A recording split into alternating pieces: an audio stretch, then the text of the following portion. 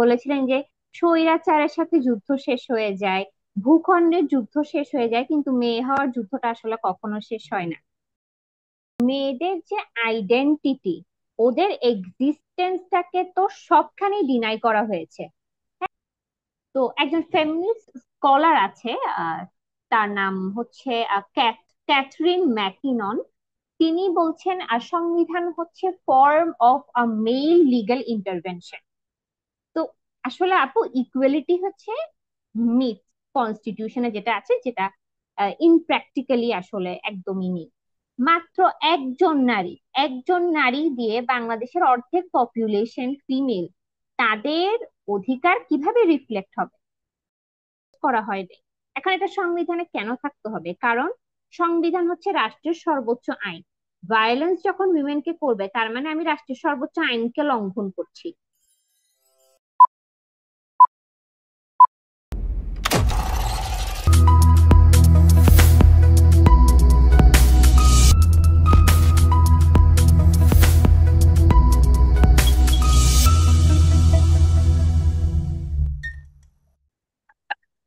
আসসালামু আলাইকুম। আমরা আমাদের ওয়াসাত 101 ইন্টারভিউ এর সেকেন্ড এপিসোডে এসেছি। আজকে আমরা খুব ইন্টারেস্টিং একটা জিনিস নিয়ে কথা বলবো। অবশ্য ইন্টারেস্টিং বলবো এই সেন্সে যে যেটা নিয়ে আমরা এখন খুব কথা শুনছি, সংবিধান।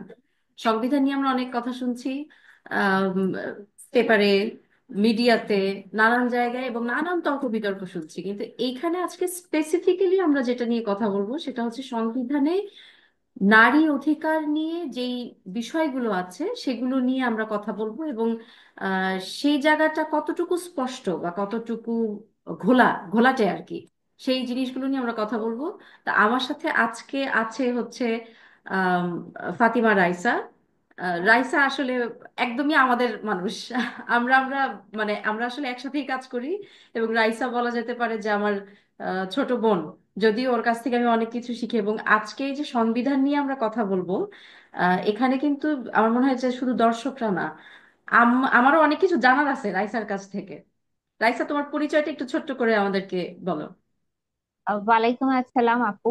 প্রথমেই থ্যাংকস যে এরকম একটা ডিসকাশন অ্যারেঞ্জ করার জন্য। কারণ সবসময় যেটা হয় যে মেয়েদের ডিসকাশন গুলো সবসময় পিছনে রয়ে যায়। যে একটা কথা আহ খুব এখনের জন্য খুব পারফেক্ট এবং রেলেভেন্ট, সেটা হচ্ছে আমি ফারজানা মাহবুবার আপুর একটা লেখাতেই পড়েছিলাম যে আপু বলেছিলেন যে স্বৈরাচারের সাথে যুদ্ধ শেষ হয়ে যায়, ভূখণ্ডের যুদ্ধ শেষ হয়ে যায়, কিন্তু মেয়ে হওয়ার যুদ্ধটা আসলে কখনো শেষ হয় না। তো আমরা আসলে অনেক যুদ্ধ করলাম, কিন্তু হঠাৎ করে যখন একটা দেশ স্বাধীনতা পরবর্তী হোক বা বিপ্লব পরবর্তী হোক, মেয়েদের ইস্যুগুলো কেন জানি হঠাৎ করে গায়েব হয়ে যায়। আহ আমি হচ্ছি, যেটা আপু বললেন, ফাতিমা জাহরা আহসান রাইসা। আমি চট্টগ্রাম বিশ্ববিদ্যালয় আইন বিভাগ থেকে স্নাতক এবং স্নাতকোত্তর শেষ করেছি। এখন আমি মূলত আইন নিয়ে গবেষণা করি, এবং আমার গবেষণার একটা ওয়ান অফ দ্য এরিয়াস হচ্ছে কনস্টিটিউশনাল ল এবং উইমেন রাইটস। এছাড়াও আমি বাংলাদেশ হিউম্যান রাইটস ফাউন্ডেশনের সাথে একজন হিউম্যান রাইটস অ্যাক্টিভিস্ট হিসেবে কাজ করছি। মানে খুব কম বয়সে রাইসা অনেক কিছুর সাথে আছে, এই জন্যই আমি অনুষ্ঠানের প্রথমেই বললাম যে শুধু আমাদের দর্শকরাই না, আজকে আমিও অনেক কিছু জানার ইচ্ছা আছে আজকে রাইসার কাছ থেকে। আজকে সব উত্তর বের করবো রাইসার কাছ থেকে আমি। আচ্ছা রাইসা, আমরা যেহেতু কনস্টিটিউশন নিয়ে কথা বলছি, সংবিধান নিয়ে কথা বলছিলাম, যেটা প্রথমেই বললাম যে বহুল আলোচিত একটা বিষয় এখন দেশে। তো কনস্টিটিউশন জিনিসটা কি, আসলে সংবিধান জিনিসটা কি? আচ্ছা, আমি আসলে আপু ল যখন আহ, পড়ি নাই বা ল পড়তে আসার আগে আমিও আসলে জানতাম না আপু সংবিধান কি। তো এটা আমার কাছেও খুব নতুন। তো সাধারণ মানুষদের তো এটা আসলে একদম বোঝার কথা না, এবং সাধারণ মানুষ কেন জানি সংবিধান বলে এটা কি না কি সুপেরিয়র কিছু একটা, বা এটা নিয়ে ওরা সবসময় একটু দূরত্ব আসলে থাকে সংবিধানের সাথে। কিন্তু সংবিধান আমার মনে হয় যেটা সবার জানা এবং বোঝা খুব উচিত, because this is a very important aspect of our public life. এটা হচ্ছে, আমি কি বলবো, supreme law of the land. যদি আরেকটু ক্লিয়ার করে বলি, এখানে আসলে সিটিজেনদের রাইটস কি, ডিউটিস কি, গভর্নমেন্টের পাওয়ার কতটুকু এবং সেই পাওয়ারের লিমিটেশন কতটুকু, একটা রাষ্ট্র কোন আইডিয়ালস গুলোর উপর বেস করে পরিচালিত হবে, এই বিষয়গুলো থাকে। এবং আমরা বলতে পারি যে বিভিন্ন ল, পলিসি, সেগুলোর ফাউন্ডেশনটা হচ্ছে সংবিধান। আচ্ছা, মানে তোমার কথা থেকে আমি একটা জিনিস পিক করলাম যে সংবিধান, দেখো, মানে সবার জন্য জানাটা কত জরুরি, হ্যাঁ, কিন্তু সংবিধান কথাটা শুনলে, এবং আমার মনে হয় যে আমি সংবিধানের বইও দুই একবার যা ধরছি, আমার কাছে কেমন জানি খুব মনে হচ্ছে মাথার উপর দিয়ে যাচ্ছে, খুব জটিল একটা বিষয়। যে জিনিসটা সবার জানা জরুরি, সেই জিনিসটা এতটাই জটিল, মানে কিছুটা দূর গেলে আমার মনে হয় যে এক্সপার্টাইজ যারা, তারা ছাড়া, যারা সংবিধান নিয়ে কাজ করে, সংবিধান নিয়ে তাদের আলাদা লেখাপড়া আছে, বা লয়ের একটা অবশ্যই একটা ম্যান্ডেটরি পার্ট হচ্ছে এই সংবিধান, এই পার্টটা ছাড়া আমরা সাধারণদের কাছে কিন্তু সংবিধান মানে বিশাল একটা রকেট সায়েন্স জিনিস। হ্যাঁ, তো এই যে দেখো আজকে আমরা আলোচনা করছি, আজকে তো আসলে পুরা সংবিধান এটা নিয়ে কি আলোচনা করা সম্ভব? সম্ভব না, এত বিশাল একটা জিনিস। তা আমরা স্পেসিফিক্যালি আসলে নারী অধিকার আমাদের সংবিধানে কিভাবে আছে, এই বিষয়টা নিয়ে আমরা ইয়ে করব আগে। তার আগে একটু বলি যে প্রত্যেকটা দেশেরই যেহেতু সংবিধান থাকে, সব প্রত্যেকটা দেশেই নিশ্চয়ই নারী অধিকার এই রিলেটেড আর্টিকেলস গুলো থাকে। হ্যাঁ, তো সেইটা স্টাডি করে তোমার কাছে কি মনে হয়েছে, যে এটা কি আসলে সব দেশের সংবিধানেই থাকে নাকি কিভাবে থাকে এটা? আহ আপু, প্রথমে সংবিধান হচ্ছে দুই প্রকার, একটা হচ্ছে রিটেন কনস্টিটিউশন, একটা হচ্ছে আনরিটেন কনস্টিটিউশন। যেমন ইউকে তে হচ্ছে আনরিটেন কনস্টিটিউশন। দেখেন আপু, আনরিটেন কনস্টিটিউশন কিন্তু ওরা রুল অফ ল থেকে, রুল অফ ল এর ক্ষেত্রে আমাদের থেকে আসলে কতটা এগিয়ে। আমাদের কিন্তু একটা রিটেন কনস্টিটিউশনই আছে। তো নট নেসেসারি যে একদম একটা রিটেন ডকুমেন্ট থাকতে হবে তখনই সব রাইটস এস্টাবলিশ হবে কি হবে না। এটা আসলে ডিপেন্ড করে যে রাষ্ট্র পরিচালনার ক্ষেত্রে আমরা কতটুকু স্বচ্ছ আছি। এটা এখানের মধ্যে গুরুত্বপূর্ণ একটা বিষয়। ওই ডিসকাশনে গেলে আসলে আরো একটা লং ডিসকাশন হবে। বাট উইমেন রাইটস নিয়ে যদি বলি, আমাদের ইন্টারন্যাশনাল একটা কনভেনশন আছে, convention on elimination of discrimination against women বা সিডো, যেটা আন্তর্জাতিকভাবে আমরা নারী অধিকারের ক্ষেত্রে একটা স্ট্যান্ডার্ড ধরি আর কি। সেখানে কিন্তু আহ, সেখানের একটা কমিটি আছে, কমিটি অফ সিডো। সেখানে কিন্তু বলে দিয়েছে যে সংবিধানে যাতে ডিসক্রিমিনেশন এগেইনস্ট উইমেন, এই জিনিসটাকে আসলে সংবিধানগুলোকে, রাষ্ট্রের সংবিধানগুলোতে অ্যাড্রেস করা হয়। তো আসলে আপু, কি বলবো, যদি একটু হিস্টোরিক্যালি বলি, যদি ইউএস এর যে সংবিধানটা ছিল আর কি, একদম শুরুর দিকে যে সংবিধানটা হয়েছিল, সেখানে কিন্তু ওরা ডেমোক্রেটিক গভর্নেন্স এর কথা মানে বলছিল অনেকগুলো, কিন্তু সেখানে তারা মেয়েদেরকে ভোটিং রাইটস দেয়নি। হ্যাঁ, এবং তাদের যে সিভিক রাইটস গুলো ছিল সেগুলো থেকে তাদেরকে বঞ্চিত করে। তো পরবর্তীতে অ্যামেন্ডমেন্টের মাধ্যমে ভোটিং রাইটস সেখানের মধ্যে ইনক্লুড করা হয়। Same in case of French constitution. তো হিস্টোরিক্যালি যদি দেখি, উইমেন রাইটস কিন্তু কনস্টিটিউশনের শুরু থেকে ছিল না। অনেকগুলো মুভমেন্ট, অনেক ডিসকাশন, এটা নিয়ে আলোচনা, রিসার্চ পেপার, এরপর আস্তে আস্তে এই অধিকারগুলো মেয়েদের সংবিধানে আসলে আহ আসতে থাকা শুরু করে। তবে এখন আপু, আপনি যদি বলেন যে আসলে ইউনিভার্সালি কি কি রাইটস আসলে থাকা উচিত সংবিধান যেখানের মধ্যে, আহ আমার মনে হয় প্রথমেই যে ডিসক্রিমিনেশন এগেইনস্ট উইমেন, এটাকে অ্যাড্রেস করতে হবে। কারণ আপু, আমরা আহ, যতই আসলে কি বলবো, মেন এন্ড উইমেন এই জিনিসটা নিয়ে বলি, উইমেনরা যে আসলে ম্যাসিভলি ডিসক্রিমিনেটেড, এটা আসলে অস্বীকার করার কোনো উপায় নাই। হ্যাঁ, দুটো জেন্ডারের কম্পারিজনে এই বিষয়টাকে অ্যাড্রেস করা এবং ভায়োলেন্স এগেইনস্ট উইমেনকে অ্যাড্রেস করা, আমি মনে করি এই জিনিসগুলো সংবিধানে থাকা গুরুত্বপূর্ণ। এবং জেন্ডার প্যারিটির বিষয়টা ইলেক্টেড অ্যাসেম্বলিজ গুলোতে, এগুলো আসলে অনেকগুলো কনস্টিটিউশনে নাই, একদম ওয়েস্টার্ন কনস্টিটিউশন গুলোতেও আসলে নাই। এবং রিসেন্টলি আমি দেখলাম একটা সংবিধান পড়তে গিয়ে, নেপালের সংবিধান, সেখানে তারা রিপ্রোডাক্টিভ হেলথ অফ উইমেনকে পর্যন্ত অ্যাড্রেস করেছে। তো এই জিনিসগুলো আমার মনে হয় যে সংবিধানে থাকা উচিত। তো এই ক্ষেত্রে দেখো যে তোমার আনসার থেকে আমি আরেকটা জিনিসও পিক করলাম। তুমি বললা না যেটা পর্যায়ক্রমে হয়েছে, উইমেন রাইট ইস্যুগুলি স্টেপ বাই স্টেপ এসেছে, তো সেটাও কিন্তু একটা আন্দোলন, স্ট্রাগল, এগুলোর পরে নিশ্চয়ই ইন্ট্রোডিউসড হয়েছে এন্ড কনস্টিটিউশন। Still ongoing. এদের সাথে কেউ দেয় এই নাই। জিনিসটা অনগোয়িং, হ্যাঁ। হ্যাঁ, সেদের সাথে যে বিষয়গুলি কেউ দেয়নি। এবং ওই যে অ্যানালাইজ করে যে দেওয়া, আমার মনে হয় যে উইমেন রাইটস ইস্যুটা অন্তত আমরা যদি পাস্ট হিস্ট্রি দেখি, মানে যখন একটা সময় ভোটিং রাইটসই ছিল না, ওই সময়ের বিষয়গুলো যদি দেখি, তাহলে আমার কাছে বিষয়টা কি এরকম ছিল যে আহ, নারীরা আসলে খুব সিগনিফিকেন্ট পার্ট না কনস্টিটিউশনের, মানে কনসিডার করার মতো, হ্যাঁ, অতটা এক্স্যাক্টলি, পাত্তা দেওয়ার মতো বিষয় না, এরকমই কি ছিল বিষয়টা? এক্স্যাক্টলি আপু, মেয়েদের যে আইডেন্টিটি, ওদের এক্সিস্টেন্সটাকে তো সবখানেই ডিনাই করা হয়েছে। হ্যাঁ, এটা এমন না যে বাংলাদেশ, আমেরিকা যেটাকে আমরা ওয়েলফেয়ার স্টেট বলি, যেটাকে আমরা কথায় কথায়, যেটাকে আমরা এক্সাম্পল দেই, সেই রাষ্ট্রের আপু আপনি নারীদের অবস্থান দেখেন। ওদের এখনো তো, এখন আমরা দেখেছি আপু, যেটা নিয়ে খুব কথা হচ্ছিল ওদের ইলেকশন নিয়ে, ওরা এখন পর্যন্ত পলিটিক্যালি উইমেনদের স্পেসটাকে কতটুকু অ্যাকনলেজ করতে পেরেছে এখনো এসে, দ্যাটস অলসো কোয়েশ্চেনেবল। এক্স্যাক্টলি। আচ্ছা, এখন যদি আমরা আমাদের দেশের সংবিধানের কথায় আসি, আমাদের দেশের সংবিধানে নারী অধিকারের বিষয়গুলো কেমন, মানে এটা কতটা স্পষ্ট আসলে? আহ এটাও আসলে অনেক বিতর্কের বিষয় আমি বলবো। এটা নিয়ে এক একজনের এক একটা অপিনিয়ন। অনেকে মনে করে যে আহ, এখানে আসলে নারীদেরকে যথার্থ অধিকার দেওয়া হয়েছে, আবার অনেকে মনে করে যে ইটস নট এডুকেট। তো আমি হচ্ছি ইটস নট এডুকেটেড দলে আর কি। কারণ আমাদের বেশ কয়েকটা প্রভিশনস আছে ইকুয়ালিটি নিয়ে, হ্যাঁ, যে রাষ্ট্রকে নারী পুরুষের মধ্যে ইকুয়ালিটি এনশিওর করতে হবে। তারপরে 50 রিজার্ভ সিটস থাকবে মেয়েদের জন্য সংসদে। তারপর কর্মক্ষেত্রে মেয়েদের ক্ষেত্রে মেয়েদের এবং পুরুষদের সমান একটা স্পেস থাকবে, এরকম বেশ কিছু প্রভিশনস কিন্তু আছে।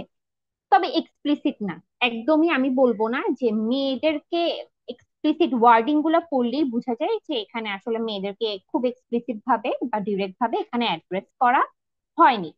আচ্ছা, যতটুকু আছে অতটুকু নিয়ে আমি কথা বলি। ইকুয়ালিটির কথা বলা হয়েছে, আর্টিকেল 27, 20, এটা অনেকগুলো আর্টিকেলের মধ্যে ইকুয়ালিটির কথা বলা হয়েছে। এখন equality is a myth, where is that equality আপু? আমাকে আপনি একদম খুব ইয়ে করে বলেন, আসলে কি নারী পুরুষের মধ্যে ইকুয়ালিটি আছে? এখন আমরা যদি আপু ডিভোর্স লস গুলোর মধ্যে যাই, হ্যাঁ, একটা ছেলের পুরো ইউনিল্যাটারাল একটা পাওয়ার, আমার মন চেয়েছে আমি ডিভোর্স দিয়ে দিতে পারবো, ঠিক আছে। সেখানে একটা নারীর এই পাওয়ারটা খুবই ইনডিরেক্ট, ওর একটা কোর্ট অর্ডার লাগছে, কোর্টে গিয়ে ওকে অনেক কিছু প্রুফ করতে হচ্ছে, এটা এটা ভেরি কমপ্লিকেটেড একটা প্রসিডিউর। হ্যাঁ, তিউনিসিয়ার সংবিধানে কিন্তু এই জিনিসটাকে, রাইট টু ডিভোর্স হচ্ছে নারী এবং পুরুষের ইকুয়াল রাইটস কে ইনশিওর করা হয়েছে। এটা আমি তিউনিসিয়ার কথা কেন বলছি, given that it's a Muslim country, এবং আমাদের, আমরা যখন সংবিধান নিয়ে কথা বলবো আমাদের নিশ্চয়ই এই কোয়েশ্চেনটা আসবে যে 90% মুসলিমের দেশ, সেজন্য আমি এটাকে বলবো। তারপর আপু রাইট টু সেলফ কাস্টাডি, বা sorry, right two self guardianship, এই জিনিসটা আপু এটা মরক্কোর সংবিধানে কিন্তু এটাকে অ্যাড্রেস করা হয়েছে। আমাদের এখানে গার্জিয়ানশিপের ক্ষেত্রে কি পরিমাণ জেন্ডার বায়াসনেস, একদম এক্সপ্লিসিটলি কিন্তু বাবার কাছেই চলে যাচ্ছে। যদিও এখন বিভিন্ন জুডিশিয়াল ডিসিশনস গুলোর মাধ্যমে এসেছে যে বেস্ট ওয়েলফেয়ার যার কাছে তাকেই সন্তান দেওয়া হোক, কিন্তু এটা আইনে বলা নেই আপু। এটা হচ্ছে জুডিশিয়াল ডিসিশন গুলোর মাধ্যমে বিভিন্ন রায়ের মধ্যে এই কথাগুলোকে আসলে আনা হয়েছে। তাহলে ইকুয়ালিটি কোথায়? একটা মাকে গার্জিয়ানশিপ পেতে কত যুদ্ধ করতে হয়। দেখা যাচ্ছে বাবা বাচ্চাগুলোকে দেখাশোনাই করছে না, মায়ের যে ইনকাম, মা একটা সিঙ্গেল মাদার, সে কষ্ট করে বাচ্চাকে পড়াচ্ছে, তার ভরণ পোষণ, তার চিকিৎসার খরচ সব মাটা একা বিয়ার করছে, কিন্তু গার্জিয়ানশিপ কার থাকবে? বাবার। তো আসলে আপু ইকুয়ালিটি হচ্ছে মিথ, কনস্টিটিউশনে যেটা আছে, যেটা ইনপ্র্যাকটিক্যালি আসলে একদমই নেই।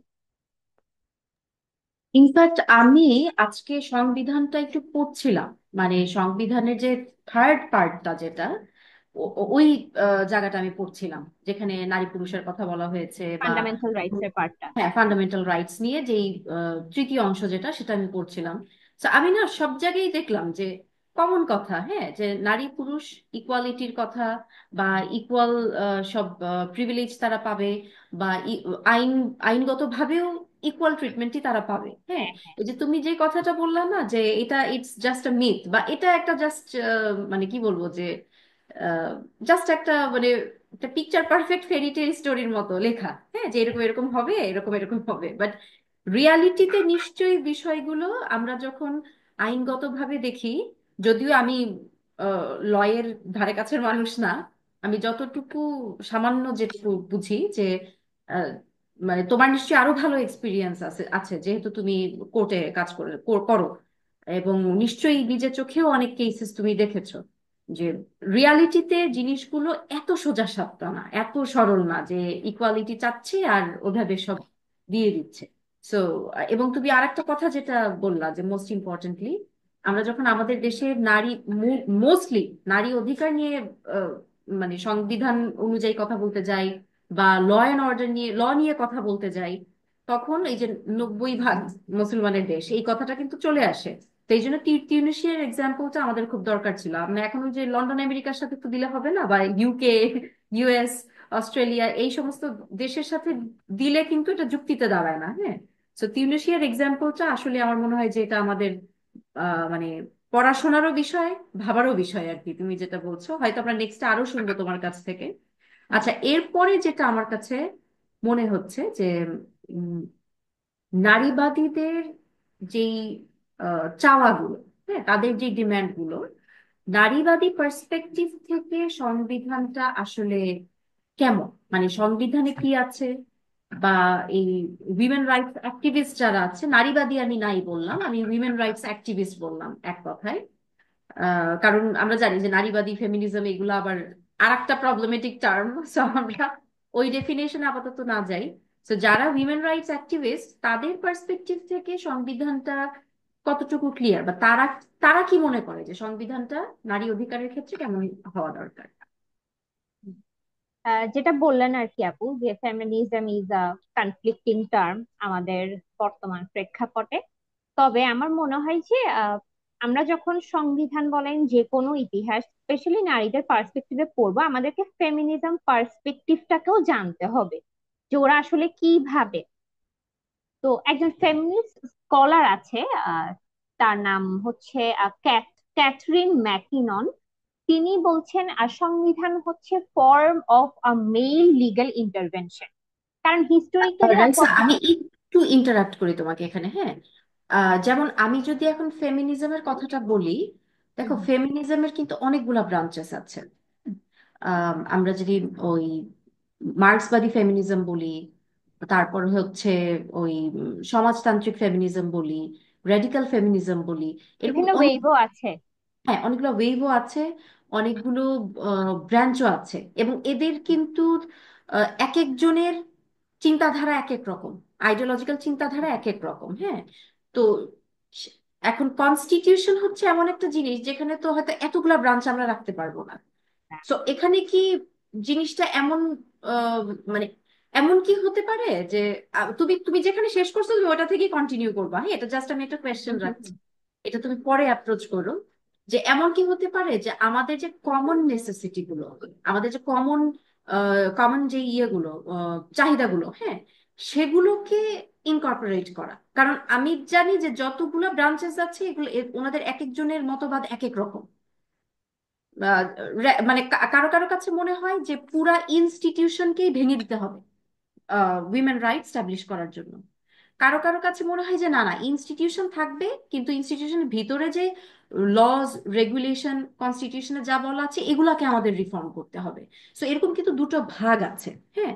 সো এটা ধরে নাও তোমার কাছে আমি সেকেন্ড কোয়েশ্চেন করলাম, তুমি যেটা বলছিলা যে একজন উইমেন রাইটস অ্যাক্টিভিস্ট উনি হ্যাঁ, বলছিলেন হ্যাঁ। যে, তো সেটা থেকে বল।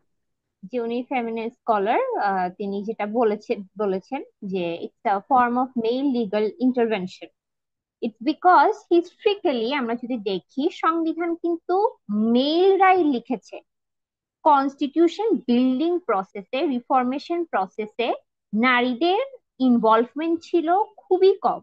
আপু, আপনি আমাদের কনস্টিটিউশন কমিশনটা দেখেন, মাত্র একজন নারী দিয়ে বাংলাদেশের অর্ধেক পপুলেশন ফিমেল।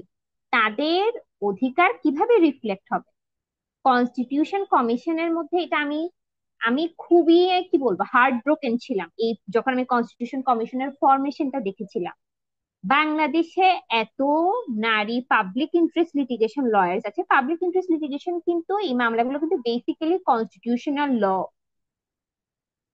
এবং এতগুলো ল রিলেটেড এক্সপার্ট থাকার পরেও কেন, মানে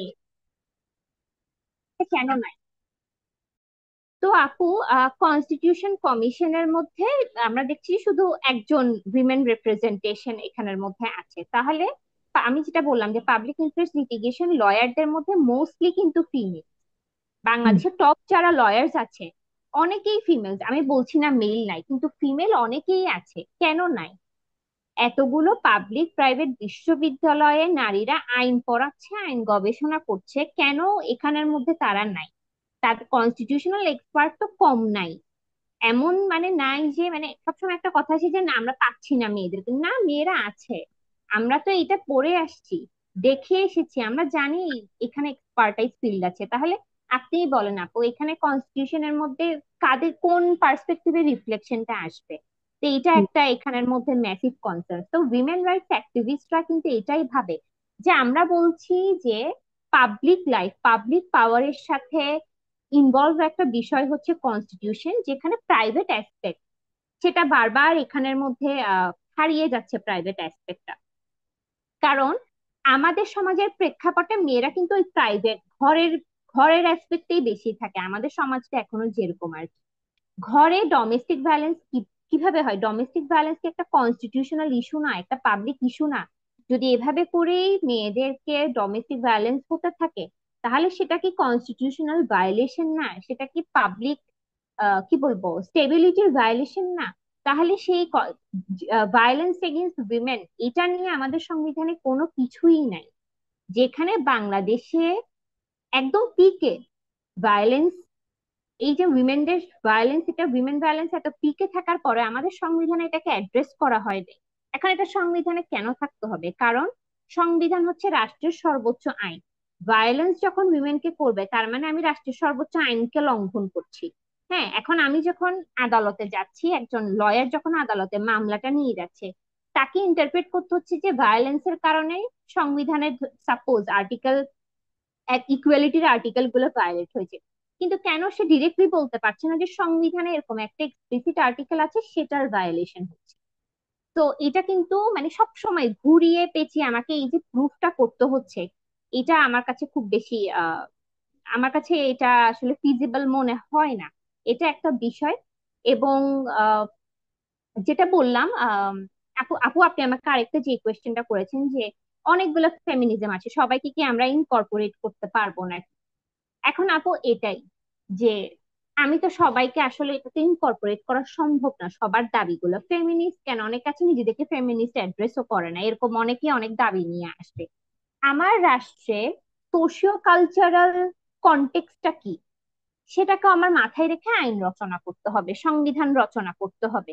আমাদের দেশের অধিকাংশ নারীদের সোশ্যাল কালচারাল পার্সপেক্টিভটা কি আমাকে সেটা আনতে হবে, এবং কমন এবং বেসিক রাইটস গুলোকে আনতে হবে। এক্সট্রিম ফেমিনিজমের ক্ষেত্রে যেটা হয়, যেটা আপনি বললেন যে থাকবেই না, ইনস্টিটিউশন থাকবেই না, আমরা জিনিসটাকে নারী এবং পুরুষ দুটো বিপরীতমুখী যুদ্ধে নিয়ে যাচ্ছি। আবার কিছু ফেমিনিজম আছে যেগুলো একটু মানে লাইট ওয়েট, ওরা বলছেন না, আহ এখানের মধ্যে আমাদেরকে আমাদের অধিকার গুলো দাও, আমাদের বেসিক রাইটস গুলো দাও। তো যেগুলো আসলে আন্ডার প্রিভিলেজড উইমেনদেরকে আসলে উঠিয়ে আনবে, হ্যাঁ, সেই রাইটস গুলো তো থাকতে হবে কনস্টিটিউশনের মধ্যে। তো যেই ফেমিনিজমটা আসলে বলে আমাকে মেন হয়ে যেতে হবে, ওইটা আমার অস্তিত্বটাকেই তো আমি ডিনাই করে ফেললাম। তো it's not about becoming a man আর কি। তো এই ক্ষেত্রে আহ মানে দেখো, যেটা বলছিলাম যে পাবলিক আর প্রাইভেট এই যে বিষয়টা, হ্যাঁ, দুটা পার্সপেক্টিভ। একটা হচ্ছে হিস্টোরিক্যালি মেয়েদেরকে ধরে নেওয়া হয়েছে প্রাইভেট প্রপার্টি, এটা ডেরোগেটরি টার্ম। মেয়েদেরকে আমি যদি বলি প্রপার্টি, কিন্তু সোসাইটি ধরে নিছে এভাবে। সো জিনিসটা হচ্ছে যে কনস্টিটিউশন হচ্ছে একটা পাবলিক বিষয়। সো এখানে প্রাইভেট আমি যাকে মনে করছি সে এখানে আসার প্রয়োজন নাই। বিষয়টা হয়তো এরকমই, এভাবেই রিফ্লেক্টেড হয়েছে। So constitution is somewhat like পুরো একটা স্টেট, ল অ্যান্ড অর্ডার, বাকি সব সেখানে। তাহলে আমি যখন নারীকে বলি যে সে হচ্ছে প্রাইভেট, তার পাবলিক প্রেজেন্সের প্রয়োজন নাই, বা তার পাবলিক প্রেজেন্সে আসার বা দরকারই কি, এরকম যদি হয় অ্যাপ্রোচটা, তাহলে সেই ক্ষেত্রে তো সত্যি কথা যে পুরা দেশের আমরা আমরা যদি চিন্তা করি যে একটা দেশের পপুলেশন মানে কি, একটা বড় সংখ্যক পুরুষ আর একটা বড় সংখ্যক নারী, তাহলে টোটাল জনগণের কত বড় একটা পার্টকে আমরা প্রাইভেট করে দিয়ে একদম হচ্ছে দেশের কনস্টিটিউশন থেকেই প্রায় মানে হাওয়া হয়ে যাওয়ার অবস্থা। মানে আপু, এক- হ্যাঁ, হ্যাঁ, হ্যাঁ, ও দেখেন, half of the population women আর বাকি হাফকে তারা জন্ম দেয়, ঠিক না? হ্যাঁ, যে ওদের এক্সিস্টেন্সটাই কেমন জানি নাই হওয়া এখানের মধ্যে। এবং যেটা আমাদের একটা নারী বলতে আপু আমাদের একটা জিনিস আসে যে ফ্যামিলি আবার ওয়ার্ক, ফ্যামিলি এন্ড ওয়ার্ক, এই জিনিসটাকেও এত সুন্দরভাবে ইজিপ্টের কনস্টিটিউশনের মধ্যে অ্যাড্রেস করা হয়েছে যে balancing family duties with work life.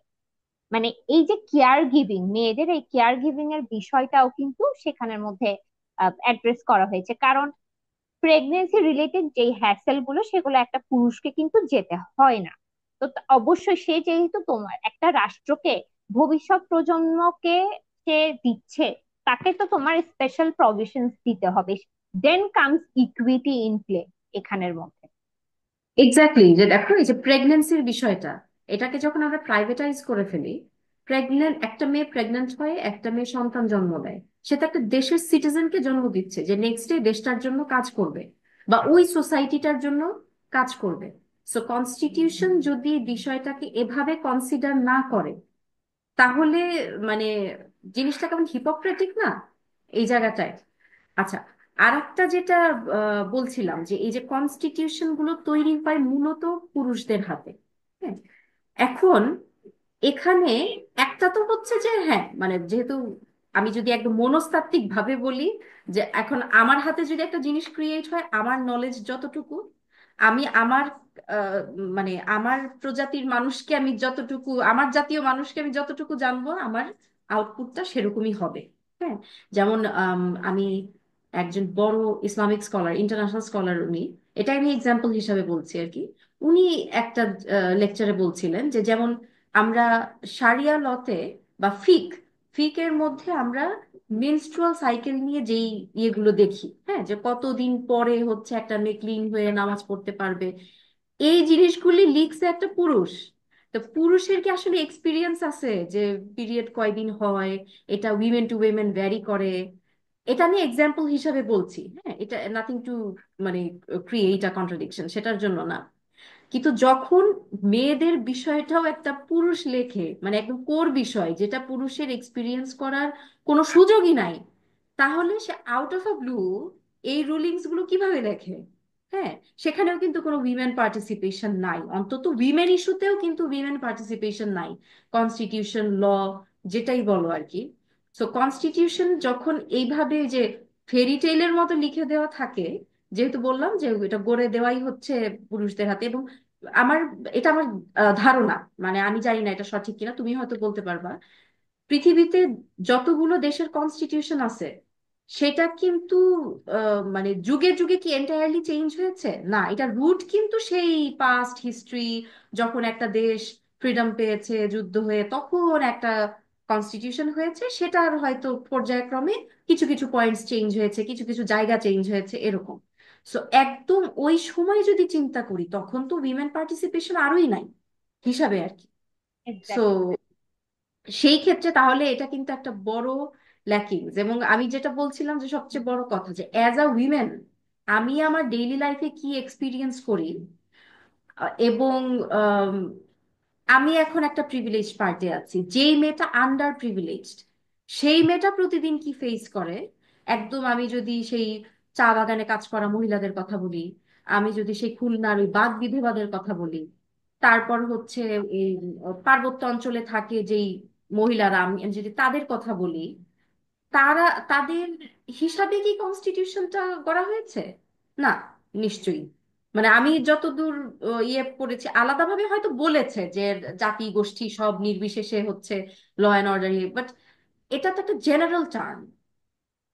So, আলাদাভাবে কি মানে এই ক্ষেত্রগুলো কনসিডার করা হয়েছে? যেমন তুমি ইজিপ্টের কনস্টিটিউশনের কথা বললা, যে এটা আলাদাভাবে মেয়েরা মানে ঘর, বাইরের কাজ এবং এই যে কেয়ার গিভিং সার্ভিস, এটাকে আলাদাভাবে অ্যাপ্রোচ করা হয়েছে। বাংলাদেশের কনস্টিটিউশনে কি সেটা করা হয়েছে? না, বাংলাদেশের কনস্টিটিউশনে আসলে এটাকে অ্যাড্রেস করা হয় নাই। যেটাকে আসলে আমরা ম্যাটারনিটি লিভ বলি আর কি। এই জিনিসটা আসলে আমার মনে হয়, যেহেতু যেটা বললাম যে মেয়েরাই আসলে রিপ্রোডাকশনের, এটা তো আসলে আর সম্ভব না নারী ছাড়া। রিপ্রোডাক্টিভ হেলথ বা ম্যাটারনিটি লিভের অ্যাসপেক্ট গুলো আমাদের সংবিধানের মধ্যে আসলে নেই। যেটা বললাম, এক্সপ্লিসিট নারীদেরকে নিয়ে কোনো ওরকম প্রভিশনই নাই।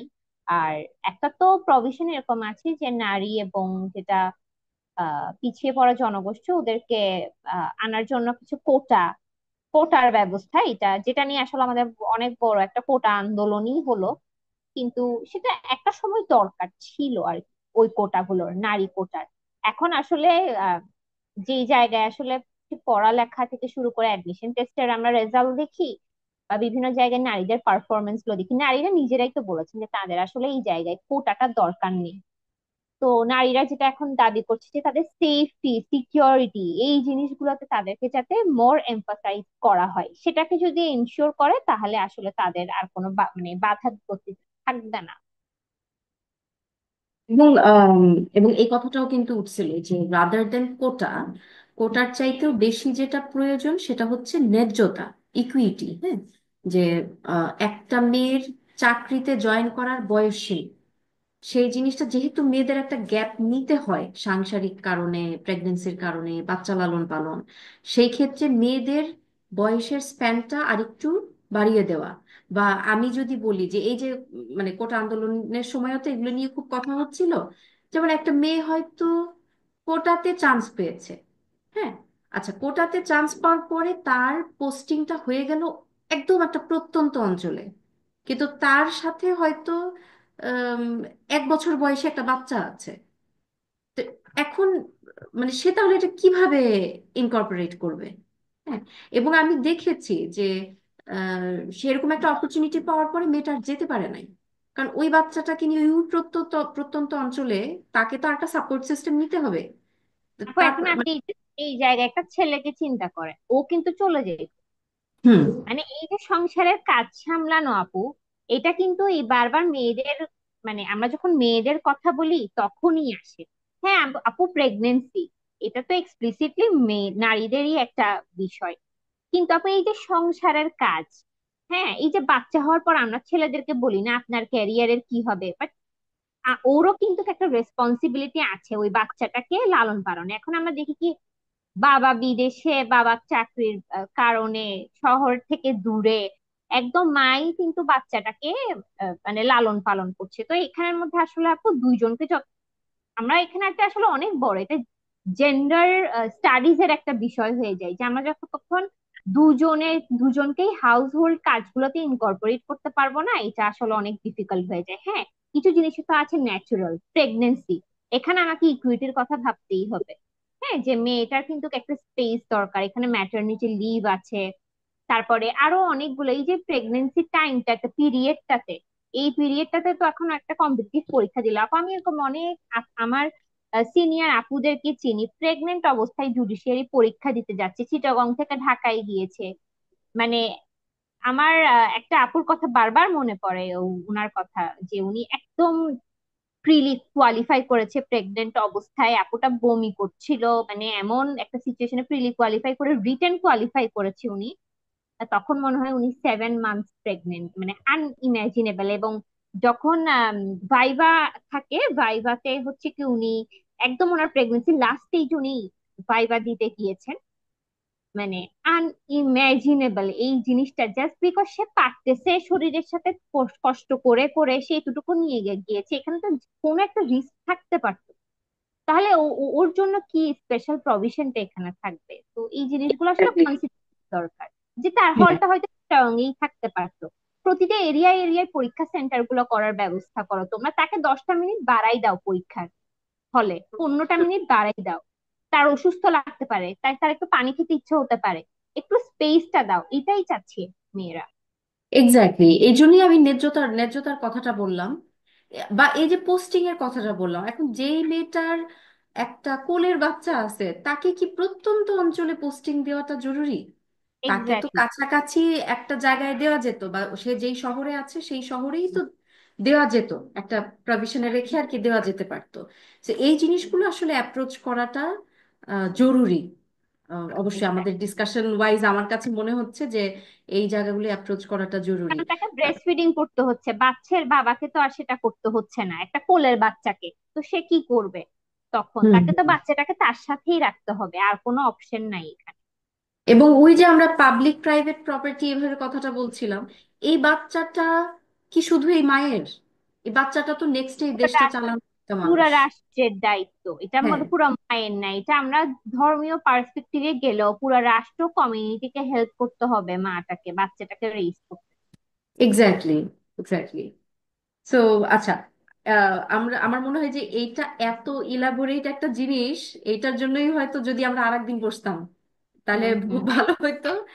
তারপরে হ্যাঁ। আমার মনে হয় যে আমাদের আজকের এই পর্যন্ত ডিসকাশনেও অনেকগুলো জিনিস হয়তো উঠে আসছে, আমিও জানতে পারছি নানা, মানে তোমার কাছ থেকে আর কি। আচ্ছা, এরপরে হচ্ছে যে ইকুয়ালিটি আর ইকুইটি, এই এই যে বিষয়টা, আম, আমাদের কনস্টিটিউশনে ইকুয়ালিটি নামক, তো ইকুয়ালিটি নামক আমি অনেকগুলো জিনিস পড়েছি, ওই যে বললাম না যে থার্ড পার্টটাতে, হ্যাঁ, বেসিক রাইটস যেগুলো নিয়ে। ইকুইটি বিষয়টা কি এসছে এই যে একটু আগে তুমি আর আমি যেটা কথা বলছিলাম, ন্যায্যতা, যার যার যেভাবে তার পজিশনে যতটুকু প্রয়োজন, ন্যায্যতার বিষয়টা কতটুকু এসছে কনস্টিটিউশন নারীদের ক্ষেত্রে? যেটা বললাম আপু, ডিরেক্ট কোনো প্রভিশন নাই। ইকুইটি বলতে ওই কোটার, যেটা বললাম যে কোটা, তাদের জন্য কোটার একটা প্রভিশন রাখা হবে, যেটা আসলে সময়ের সাথে সাথে নারীরাই এটাকে ডিসরিগার্ড করে দিয়েছে যে উই ডোন্ট নিড কোটার। তুমি আমাকে পাবলিক বাসের মধ্যে মানুষ হ্যারেস করতেছে, আমাকে রাস্তায়, আমার কোনো সেফটি নাই, আমার নিজের ঘরে আমার সেফটি নাই, আমি কোটা আমি কি করব? হ্যাঁ, আমি তো এটা অ্যাপ্লাই করতে পারবো না, কারণ আমি তো পাবলিক স্পেসেই সেফ না, সেখানে আমি কোটা দিয়ে কতটুকু আগাবো? যখন ওরা মেয়েরা তো অনেক কষ্ট করে আপু, এই যে আমি আপনাকে বলি, এই যে আমরা অ্যাডমিশন টেস্ট গুলো যখন হয়, বা বাংলাদেশ সিভিল সার্ভিসই বলি, বা পাবলিক এক্সাম গুলো, এখানে কতগুলো প্রিভিলেজ ঘরের মেয়ে আছে আর কতগুলো মধ্যবিত্ত ঘরের মেয়ে আছে, কম্পারিজন করে দেখবেন কি এখন নিম্নবিত্ত মধ্যবিত্ত পরিবারের মেয়েরাই যারা ল্যাক অফ অপরচুনিটি, কারণ তাদের কাছে সরকারি জব ছাড়া তো অপরচুনিটি নাই, তাদেরকে ওখানে যেতেই হবে, সরকারি বিশ্ববিদ্যালয়ে তাদেরকে টিকতেই হবে, কারণ তারা আপু প্রাইভেট বিশ্ববিদ্যালয়ে অ্যাফোর্ড করতে পারবে না। তো এই যে এতগুলো মেয়ে এরা যে চান্স পাচ্ছে, হ্যাঁ, কারণ একদম বেসিক যখন আমরা অ্যাডমিশন টেস্টে দিই সেখানে তো আর ওরকম কোনো এক্সপ্লিসিট কোটা নাই, এই কোটা ছাড়া মেয়ে এগুলোই কিন্তু টিকতেছে। তো আবার বিসিএস এ গিয়ে কিসের কোটা ওদের জন্য? মানে ওরা তো একটা অ্যাডমিশন টেস্ট ওরা পার করেই আসছে মেধার পরিচয় দিয়ে। তো মেয়েরা এটাই বলছে যে আমাদেরকে আসলে সেফটি দাও, সিকিউরিটি দাও, হ্যাঁ, আমি যাতে নির্ভয়ে চলতে পারি, কথা বলতে পারি, আমাকে যাতে এখন একটা মানে অ্যাটাক করে বসে না করা হয়। এটা একটা জিনিস। তো এখন যে ইকুইটি প্রভিশন আছে এটা নারীরা নিজেরাই আসলে এক প্রকার ডিসরিগার্ড করে দিয়েছে। তো এখন আসলে ইকুইটি কোন জায়গাগুলোর মধ্যে আসলে আনতে হবে, যেমন এই যে একটা ওয়ার্ক প্লেসে একটা ব্রেস্ট ফিডিং কর্নার, একটা চাইল্ড কেয়ার কর্নার থাকতে হবে, বা যে কোনো ওয়ার্ক প্লেস কেন, একটা এয়ারপোর্টে যায়, একটা কোর্ট বিল্ডিং এ যায়, সেখানেও তো এই জিনিসগুলো থাকতে হবে। কয়টা জায়গা এখন মেয়েদের প্রপার মানে স্যানিটারি ইস্যুস গুলোকে এখানের মধ্যে মেনটেন করা হয়? এখন মেয়েদের তো এখন তো ভেন্ডিং মেশিন, এগুলো এখনো মাত্র মাত্র বাংলাদেশে ইন্ট্রোডিউস হচ্ছে, এগুলো হয়তো ছেলেদের ক্ষেত্রে লাগবে না, মেয়েদের ক্ষেত্রে তাহলে সেক্ষেত্রে সরকারকে আলাদা বাজেট করতে হবে, সেখানের মধ্যে ইকুইটির বিষয় আসে। সোশ্যাল সিকিউরিটি স্কিম গুলোর ক্ষেত্রে, গৃহিণী নারীদের ক্ষেত্রে আহ সেখানে একটা ইকুইটির বিষয় আসে। তো ইকুইটির বিষয়গুলো কিন্তু আসলে নাই আমাদের কনস্টিটিউশনে। আমি যতটুকু কনস্টিটিউশন নিয়ে জানি ওভাবে এক্সপ্লিসিটলি নারীদের ইকুইটি নিয়ে ওরকম আসলে নেই। এমন কোনো এক্সাম্পল কি আছে, যেমন তুমি তিউনিসিয়ার কথা বললা বা ইজিপ্টের কথা বললা, ওদের কনস্টিটিউশন মানে মুসলিম কান্ট্রির কনস্টিটিউশন হিসাবে আমি বলতেছি, আমি ওই যে বললাম যে ইউকে ইউএস এগুলাতে আর যাচ্ছি না, তো ওদের এই সংবিধানটাতে কি ন্যায্যতার কথাটা এসেছে কম্পারেটিভলি? আপু ন্যায্যতার কথাই, যে আমি যে ইজিপ্টের কথাটাই বললাম, যে ওরা একটা ব্যালেন্সের কথা বলেছে। এই যে কেয়ার গিভিং এবং family duties and care giving এবং ওয়ার্ক প্লেস, এইটার মধ্যে একটা ব্যালেন্সের কথা কিন্তু তারা নিয়ে আসার চেষ্টা করেছে। তো এরকম কয়েকটা কনস্টিটিউশন কিন্তু আছে যেখানে নারীদের ইকুইটির বিষয়টাকে এক্সপ্রেসলি অ্যাড্রেস করার চেষ্টা করেছে। তবুও আমি বলবো যে ইটস নট অ্যাডিকুয়েট। গ্লোবালি, এটা শুধু বাংলাদেশে না, গ্লোবালি কনস্টিটিউশন গুলোতে, সেটা ইস্ট হোক বা ওয়েস্ট হোক, মুসলিম কান্ট্রিজ হোক, নট অ্যাডিকুয়েটলি অ্যাড্রেসড। আচ্ছা, রাইসা, আমরা যেটা বলছিলাম যে নারীদের পার্টিসিপেশন, হ্যাঁ, এই যে কনস্টিটিউশন তৈরি করার ক্ষেত্রে বা রিফর্ম করার ক্ষেত্রে বা ল ল অ্যান্ড অর্ডারের উচ্চ পর্যায়ে যেই ইয়েগুলো আছে, এই জায়গাগুলোর ক্ষেত্রে এখন যেমন তুমি হচ্ছে আহ, টিউনিশিয়ার কথা বোধহয় বলছিল না, যে যদি 10 জনকে নিতে হয়, 5জন পুরুষকে নিতে হবে, 5জন নারীকে নিতে হবে, এমনই বোধহয় বিষয়টা, না টিউনিশিয়ার ক্ষেত্রে?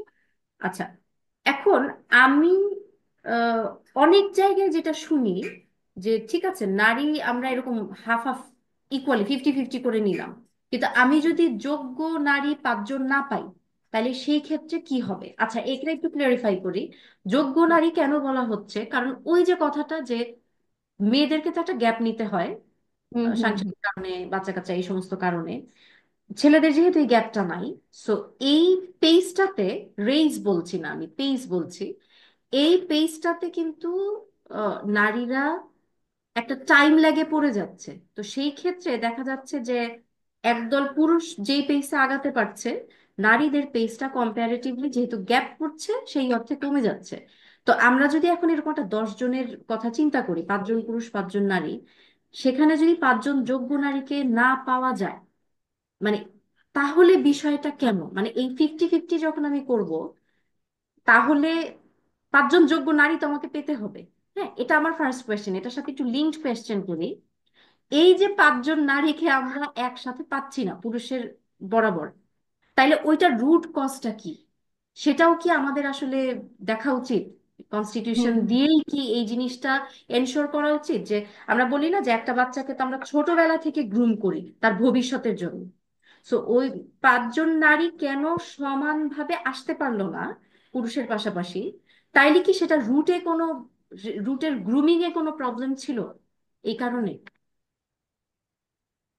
আহ আপু, এটা নিয়ে যদি বলি, এখানে অনেকগুলো ইস্যুস আছে যেটা আমি পার্সোনালি বিলিভ করি, যে উইমেনরা আছে, যোগ্য উইমেন যথেষ্ট আছে, বাট তাদেরকে স্পেস দেওয়া হচ্ছে না। ফর ইনস্টেন্স জুলাই বিপ্লব, এতগুলো মেয়ে রাস্তার মধ্যে আপু ছিল, এতগুলো মেয়ে পথে ছিল, অনলাইনে ছিল, লিখালিখি করেছে।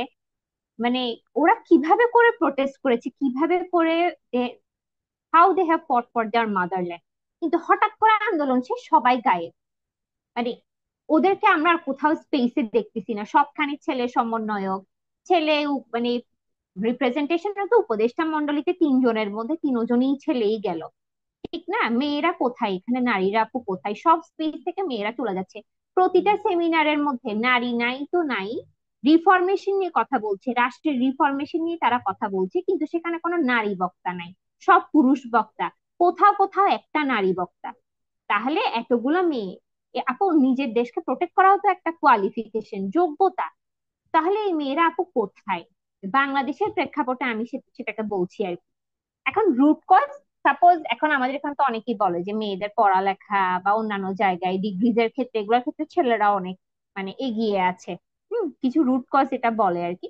পড়ালেখার ক্ষেত্রে আপু আমি একদমই এটাকে এই মুহূর্তে, তো অ্যাটলিস্ট 2024-এ আমি একদমই এটা মানতে রাজি না। বিকজ আমরা যদি ওই GPA 5 এর স্কেল দেখি, আর এখন বিশ্ববিদ্যালয়গুলোতে আপনি টপার্সদেরকে দেখেন আপু, সিগনিফিক্যান্ট একটা পোর্শন হচ্ছে মেয়েরা।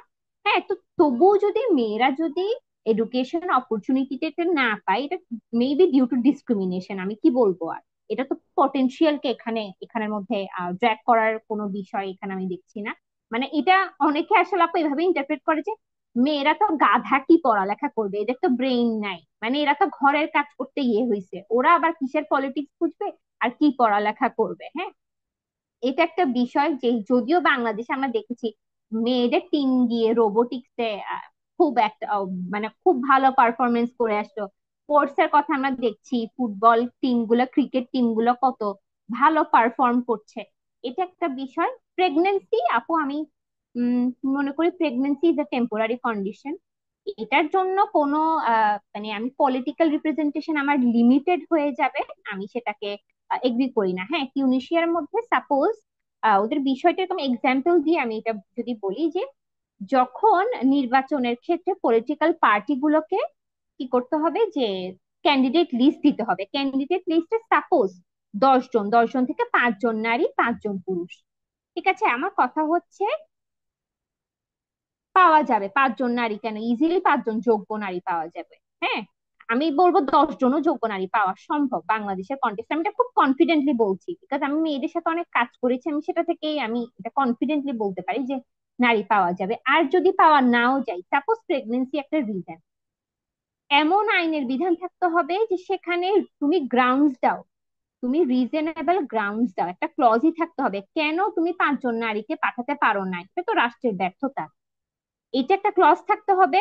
বা মেয়েদের প্রেগনেন্সি বা এই ইস্যু গুলো মানে রিজনেবল গ্রাউন্ডস দেখাতে হবে কেন তুমি 5 জন নারীকে সেখানের মধ্যে তুলে আনতে পারো না। ছেলেদের অনেক হেলথ কন্ডিশন আছে আপু, ছেলেরা এগুলোর জন্য নিজেদেরকে লিমিট করছে না। তা আমি কখনো প্রেগনেন্সি দিয়ে নারীকে আসলে লিমিট করব না, বিকজ যেটা বললাম বাচ্চা রেইজ করাটা আসলে পুরো কমিউনিটি এবং পুরো রাষ্ট্রের দায়িত্ব।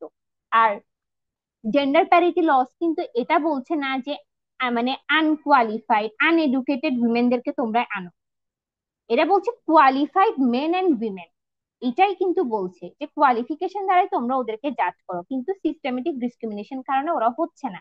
আমি অনেক নারীকে দেখেছি আপু, অনেক শিক্ষিত, অনেক যোগ্য, কিন্তু ওদের মধ্যে কনস্ট্যান্টলি এই জিনিসটা কাজ করে যে আমরা মেনদের থেকে কম্পিটেন্ট না।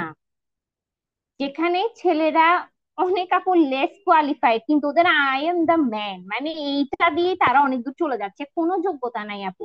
আমি এরকম অনেক ছেলেকে দেখছি, শুধুমাত্র এই যে empowerment, I am the man, মানে আমি ছেলে হয়ে জন্ম নিছি, এটাই আমার জন্য অনেক বড় কিছু। এইটার জোরেই তারা অনেক মানে আসলে কি বলবো আগাই যাচ্ছে, আমি বলবো তো এটা আসলে স্টপ করাটা খুবই ইম্পর্টেন্ট। আমি এই জন্যই না রুট কজটার কথা বলতেছিলাম, হ্যাঁ, যে রুট কজটা কি। এবং তুমি এখানে খুব সুন্দর একটা কথা বলছো যে 5টা নারীকে কেন প্রেজেন্ট করতে পারলো না, এটা তো স্টেটের ব্যর্থতা। কেন পারলো না? হ্যাঁ।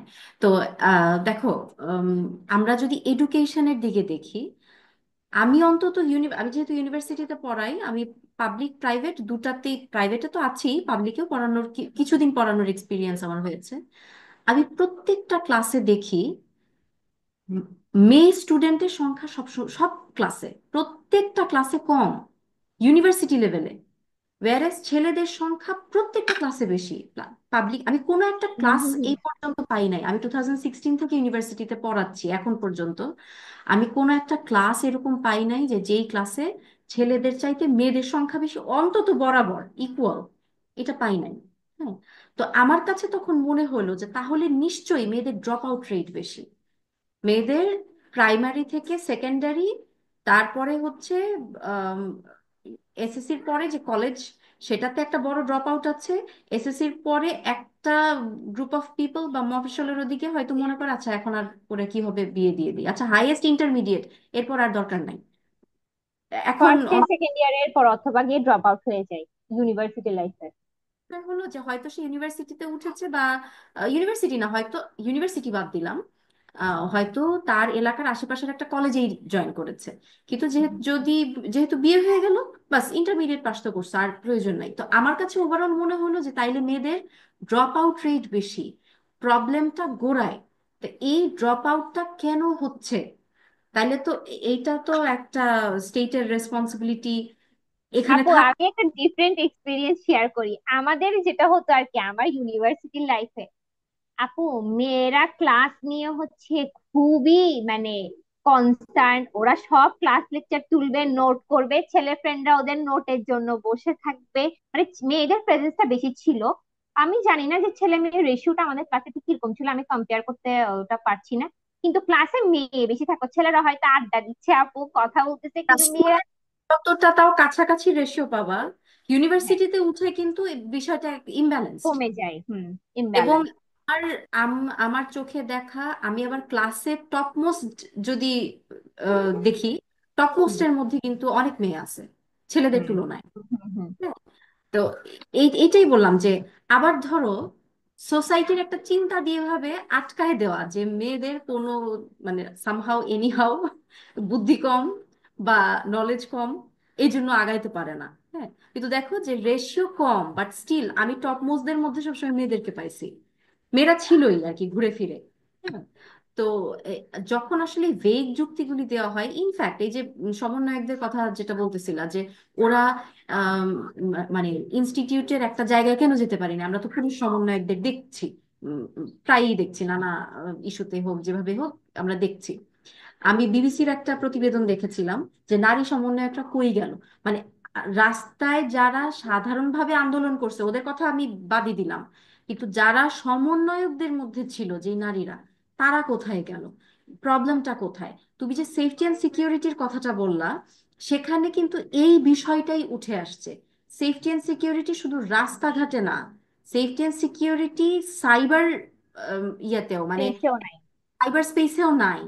এবং অসম্ভব বাজে লেভেলের বুলিং এর শিকার হতে হয় এই মানে মেয়ে সমন্বয়ক বা তারা যদি একটা দায়িত্বে যায়। ইনফ্যাক্ট আমি এভাবেও বলি যে আমাদের এবার উপদেষ্টা পরিষদ, মানে যারা আছেন উপদেষ্টা, এদের মধ্যে একজন নারীর ক্ষেত্রে ক্রিটিসিজমটা যেভাবে দেখছি, পুরুষের ক্ষেত্রে ক্রিটিসিজমটা অন্যভাবে দেখছি। ক্রিটিসিজম যে হয় নাই তা না, পুরুষকে ক্রিটিসাইজ করা হয়েছে তার কাজের জন্য, যে উনি এটা কেন বললো, উনি এটা কেন করলো। আর নারী যে উপদেশটা তাকে ক্রিটিসাইজ করা হচ্ছে, উনি এই জায়গাটায় গেছে, উনি মাথায় কাপড় দেয় নাই কেন, আবার উনি বসে, পোশাক, পোশাক তো সবার বড় জিনিস।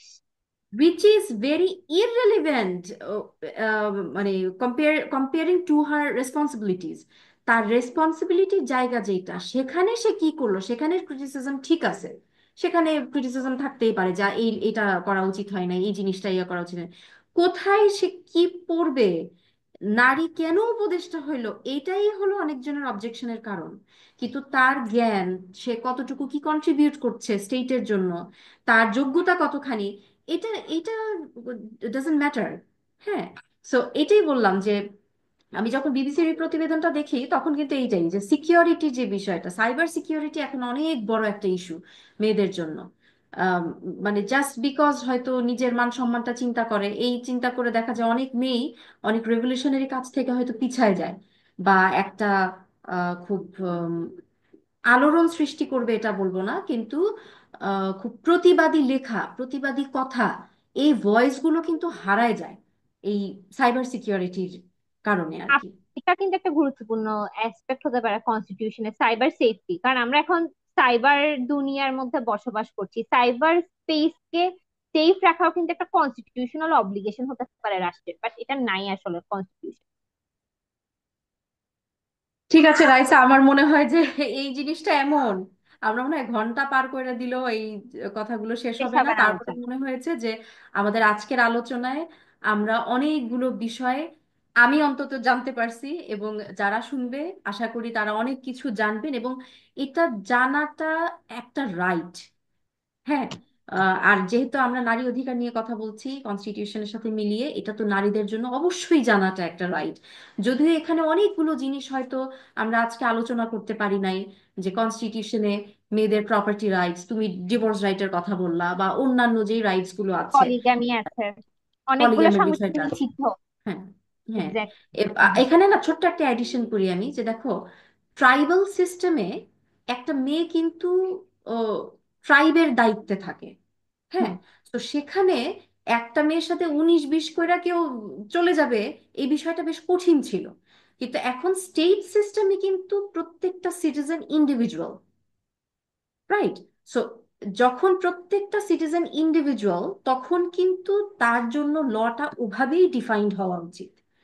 হ্যাঁ, কারণ ট্রাইবাল যুগে যেইভাবে একটা মেয়েকে সমগ্র ট্রাইব মিলে একটা মেয়ের সিকিউরিটি দিতে আসতো, বা সেরকম একটা ব্যবস্থা ছিল, এখন স্টেট সিস্টেমে তো আর সেটা নাই, জেনারেল লস দিয়ে করা।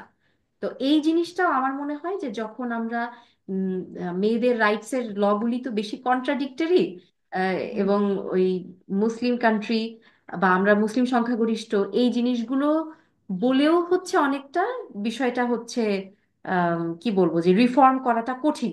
হ্যাঁ, কিন্তু এই এক্স্যাক্টলি জিনিসগুলো, আপু। হুম হুম। হ্যাঁ হ্যাঁ, এখানে আপু আমি একটা এটা আমার একটা রেকমেন্ডেশন থাকবে, যেহেতু আমরা একদম শেষ পর্যায়ে মানে আমাদের হুম, আলোচনা। রেকমেন্ডেশনটা থাকবে প্রতিটা আইন তৈরির পর যাতে একটা জেন্ডার ইম্প্যাক্ট অ্যাসেসমেন্ট করা হয়।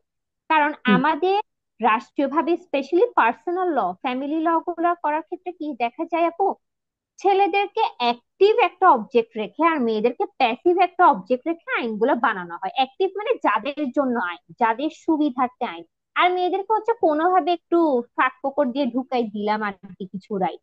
তো hmm, gender hmm. Impact assessment of laws are very important, এবং সেটা এক্সপ্লিসিটলি সংবিধানে বলা থাকতে হবে যে প্রতিটা আইন প্রণয়নের ক্ষেত্রে যাতে এই জেন্ডার ইম্প্যাক্ট অ্যাসেসমেন্টটা করা হয়। এক্স্যাক্টলি। আজকে আমাদের আলোচনাটা এখানেই শেষ। তারপরেও শেষ কথাটা এভাবে বলবো যে আম, আমরা কিন্তু আজকে এটা বলি নাই যে আমাদের কনস্টিটিউশনে নারী অধিকার নিয়ে কিছুই বলা নাই। বলা আছে, কিন্তু আমরা যেটা বলতে চাচ্ছি সেটা হচ্ছে সেটা খুব ভেগ ভাবে বলা আছে। সেটা খুব ডিস্টিংক্টলি বলা নাই যে একটা আর্টিকেল বা এই যে কোনো একটা আর্টিকেল বা যে কোনো একটা ল সামনে এনে আমরা বলতে পারবো যে মেয়েটার জন্য এই ভায়োলেন্সটা করা, মেয়েটার ক্ষেত্রে ভায়োলেন্সটা করা উচিত না, বা এটার একটা আইনানুগ ব্যবস্থা নিতে হবে। এটা কনস্টিটিউশন ওয়াইজ খুব ডিস্টিংক্টলি আসলে বলা নেই। তো আহ, আমাদের আজকের আলোচনাটা আমরা এখানেই শেষ করছি। আর জানি না সংবিধান আদৌ রিফর্ম হবে নাকি রিরাইট হবে, কি হবে জানি না, কিন্তু এই জিনিসগুলো নারীদের ক্ষেত্রে আলাদাভাবে কনসিডার, রিফর্ম হোক রিরাইট হোক যেটাই হোক, সেটার ক্ষেত্রে এগুলো আলাদাভাবে কনসিডারেশনে আসা উচিত। রাইসা, তোমাকে অনেক ধন্যবাদ। আজকে বারবারই যেটা বলছি, তোমার কাছ থেকে অনেক শিখলাম। আর অন্য গেস্ট হলে হয়তো বললাম যে সময় দেওয়ার জন্য ধন্যবাদ। তুমি যেহেতু আমার একদম কাছের মানুষ, একদম ছোট বোন, এবং আমরা কাইন্ডা একই টিমেই কাজ করি, তো এই জন্য বলবো যে তোমার কাছ থেকে আমি জেনে আজকে অনেক উপকৃত হয়েছি। আজকে আপনাকেও আমাদের, আপু, হ্যাঁ আপনাকেও আপু অনেক থ্যাঙ্কস। আমি মনে করি যে এখন সবার এটা নিয়ে কথা বলা উচিত, সংবিধানে নারীদের অধিকার নিয়ে। ধন্যবাদ। সবাইকে ধন্যবাদ আমাদের সাথে থাকার জন্য। রাইসাকেও ধন্যবাদ। আজকে আমাদের প্রোগ্রাম আমরা এখানেই শেষ করছি। সো আমাদের এই প্রোগ্রামের সাথে আসলে সার্বিক তত্ত্বাবধানে আছেন নাদিয়া গাজী, এবং সেই সাথে রাইসাও আমাদের সাথেই আছে। আমরা একসাথেই কাজ করি। আম, আজকের মতো প্রোগ্রাম আমরা এখানেই শেষ করছি। ইনশাল্লাহ নেক্সট 101 ইন্টারভিউতে আমরা নতুন কোনো গেস্ট নিয়ে, নতুন কোনো আলাপ নিয়ে আমরা আসবো ইনশাল্লাহ।